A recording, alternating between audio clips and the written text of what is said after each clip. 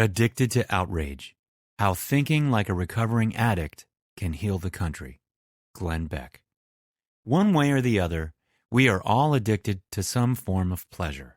When it comes to outrage, the term can be interpreted in so many different ways depending on who is getting the short end of the stick. The metaphor is that if America resembles a drug addict, then it must seek professional help. Embracing such a perspective could give us the edge in understanding the political impasse that seeps into the lives of ordinary Americans. Topping it all off is the mindset pervasive in the American community, which prefers emotions over facts. It's another disputed point, which is hard to solve without being labeled a pawn for the political elite. But let's see how things unfold. Glenn Beck's idea is to leverage recovery programs and policies that will eventually bring the United States back on the top as a global superpower. Without further ado, let's kick things off and learn more about his perspective on this issue. Freedom of speech or freedom from speech? Glenn Beck starts by explaining the problem of not listening to the other side. He also points out that the U.S. political climate will improve in as much as the people are willing to open their eyes to all possibilities. Being shallow-minded not only undermines political progress, but also puts the prosperity of an entire nation in jeopardy. For instance, do you know that 20% of Obama supporters voted for Trump in 2016? It's a bit shocking, to say the least, but that's the truth. Demopublicans, a new term pioneered by the author, describes people who are prepared to give voice to everyone and take an impartial stance in the battle against political polarization.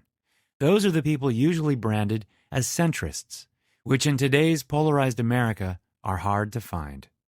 One particular example most accurately depicts the stalemate and outrage that began cropping up with the arrival of Trump's administration. The border kids issue was massively propagated as soon as Trump took power. The truth is that under Obama, the problem also existed, and the Democratic Party wasn't so outraged as it is under Trump. Drug cartels operating in Mexico realized that they could get away with pretty much everything by smuggling kids over the border. This policy, practiced under Obama administration, allowed and encouraged cartel members to rent and use children as human shields to avoid any legal ramifications. During the uncontrollable influx of migrants, Obama's administration didn't know what to do with the border issue, and the system simply crashed. Glenn Beck, one of the few exclusive reporters there on the scene, recalls that the American public was not informed about the political debacle. As it turns out, any attempt to debunk the horrors committed under Trump will automatically transform you into a monster. If you look at the polls, you'll see that 70% of Americans, Republicans and Democrats in the share, believe that after crossing the border, children and their parents should not be separated. So what's the outrage all about? Republicans make the case that the idea of creating a country with zero law enforcement at the borders and deregulating immigration will create havoc in the South. No one is sure what the Democrats suggest to do, especially if you take into consideration that the opioid crisis emerged as a direct result of the heroin entering from Mexico. If a country is unable to balance out justice and mercy, the system will be abused and eventually collapse. Glenn contends that the legal and social chaos cannot and will not be solved by embroiling in political squabbles. The media, on the other hand, should stop presenting biased information that serves only to mislead the public and stir up more controversy. The solution is to establish a borderline between migrants with papers and people with a criminal background that immigrated illegally. How does the whole recovery idea fit into all of this? Unlike the much vaunted information about handling people with addiction, the intake of chemicals is not the only link to modern-day addiction. It can also be used to describe any sort of attachment. Take, for example, social media use, which many believe is comparable to drug addiction. The battle for holding the moral high ground is gaining momentum and adds to the boiling atmosphere that is raging the American society. Sparking that emotional fire and feeling outraged is praised and heavily encouraged by the mainstream media. The battle for the moral high ground is perceived through the lens of politics, not through the lens of societal prosperity. Let's take a look at a practical example. Each thumbs up or like can induce a surge of dopamine, and the same logic applies to surges of serotonin and oxytocin. That's why we have these constant outbursts on social media and a generation of whiners who can't accept personal responsibility for anything. The rage is truly shocking, especially if you take into account that Western society has never been freer than nowadays. It's utterly preposterous to even talk about these things, because requiring legislative action to limit someone's speech is in direct contradiction to the U.S. Constitution. The bottom line is that people are well-fed, prompted into education, provided with the means to pursue better salaries and jobs, express discontent, and enter into politics. Today's world allows you to do whatever you so desire, but you mustn't dictate your terms to the rest of the world. Despite all of this, the media pushes a narrative that we currently live in a total chaos caused by those in power. If that's the case, then how come the percentage of Americans living in absolute poverty is less than 0.1%, the lowest ever recorded? How come the homicide rate continues to decline since the 1970s? Hollywood also has not been able to sidestep this social cry for equality, as we are currently witnessing a surge of politically correct movies. Further, the fatalities on campus have declined in recent years and have dropped by a staggering 75% in the past 40 years. Which mainstream media outlet have ever broadcasted any of this? CNN? Fox? Sometimes, being outraged is totally justified. Most of the time, however, it's merely a virtue signaling technique to score some sympathy points.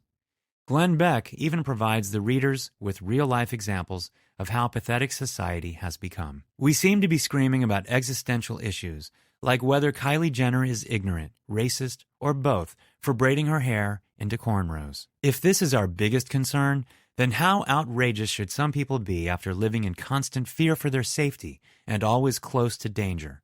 More than 700 million people worldwide have limited or no access to fresh water, and in some cases, without a roof over their heads. As an illustration of this madness, it's vital to mention the case when our liberal sex education instructor referred to genitals as male and female. A pretty casual thing turned into an all-out attack on gender neutrality, and she was forced to apologize for presuming a person's gender identity based on their reproductive parts. It's simply ridiculous. The stigma attached to postmodernism. Sadly, the American public suffers constant bombardments with news of identity politics and the concept of liberty. The very bedrock of U.S. democracy is losing ground. No one seems to appreciate the concept of freedom, which puts the individual and not the collective at the center of the cultural structure. Many political factions and lobbyists ventured to enforce political correctness and now make that the purpose of the law. Meanwhile, they show no interest in giving space to other personalities with rather opposite views to share their opinion on sensitive topics. In a nutshell, the Western world has started to neglect basic biology, neglect human laws, overlook the virtues of logic, and shift that attention on emotions.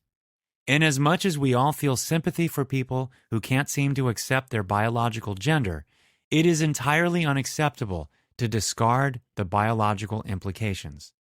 The consequences can be dire because this situation might incentivize sex offenders, abusers, and pedophiles to exploit the system in many ways. Of course, there's the need for holding conversations, and everyone should state their issues so we can resolve them in the most effective way possible. But don't jump on the latest bandwagon and blame the patriarchy for everything wrong in our society. Throwing temper tantrums is not very productive either. The Weinstein case also draws a rather dark picture of the educational system that is currently overrun by liberals. The struggle of a liberal professor at Evergreen State College who didn't want to succumb to the mob mentality became the epitome of this corrupt system. His presence on campus became a burden, as a rally of infuriated students demanded his resignation. The stalemate reached a boiling point when the organizers requested all white to leave campus for day of absence. He replied, "There is a huge difference between a group or coalition deciding to voluntarily absent themselves from a shared space in order to highlight their vital and underappreciated roles, and a group or coalition encouraging another group to go away." He was bullied, nagged, and labeled a racist and white supremacist. At one point, he was even held hostage by those who value freedom of speech. The values that Bret Weinstein fought for crossed swords with the dominant rhetoric of the radical left that subdues free speech. The Bill of Rights encompasses the rights that every American is entitled to, including freedom of speech. The 20th century is enough of a reminder of what can happen as soon as you start to play games with identity politics. Someone would claim that radical leftists demand justice, but as far as truth goes, they seek power. The change in humanity. Renowned scientists and entrepreneurs fear that technology might be the cause of world destruction. Therefore, those like Elon Musk leave all possibilities on the table, even the craziest of them all: colonize Mars in years to come. Millions are going to lose their jobs, as artificial intelligence will soon replace a bunch of them that previously required human effort. In the aftermath of this social phenomenon, we will also witness the breakdown of the nuclear family structure and the reduction in birth rates. Glenn also reflects on the threads that resonate with two different groups of Americans, active and asleep. If you're a part of the sleep category, then definitely you'll be prone to collective thinking and identity politics. Moreover, politicians need an adversary, much like Hitler needed an archenemy, the Jews, to facilitate his rise to power. To top it all off, universities are gradually converting into mass indoctrination and lie-spreading centers. You have to understand that blaming something will not make the problem go away.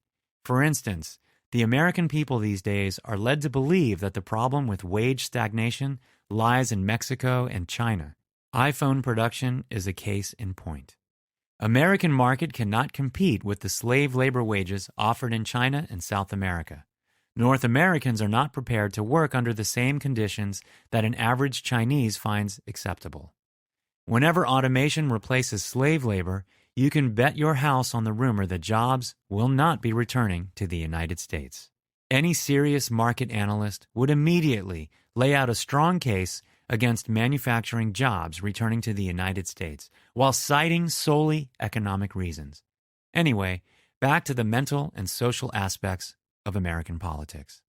Glenn also holds in high regard the idea of contemplating before giving your opinion on something.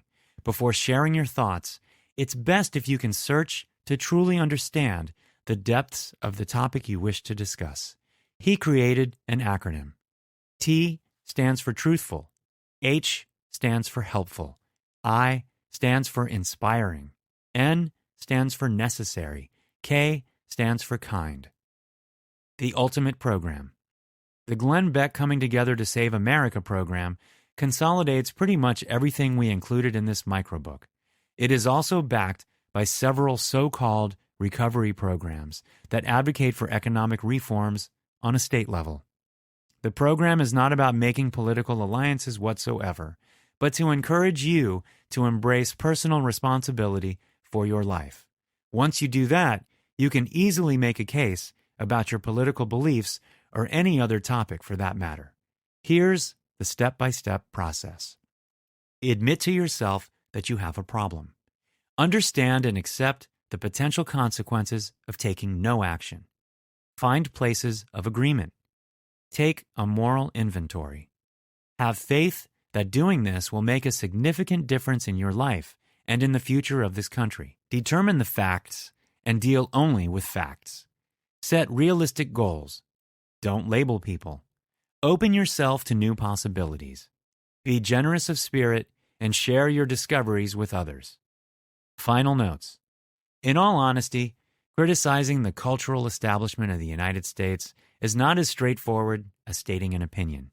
With that said, we felt connected to the message conveyed through this book and the idea of valuing freedom of expression. Take notes and take a critical overview of the whole situation. 12-min tip. Shutting down someone purely based on ideological reasons is textbook fascism. Free speech is how you fight tyrannical governments and people who want to exert authoritarian control over others. So, value everyone's right to say whatever they like, even if you disagree with them fully.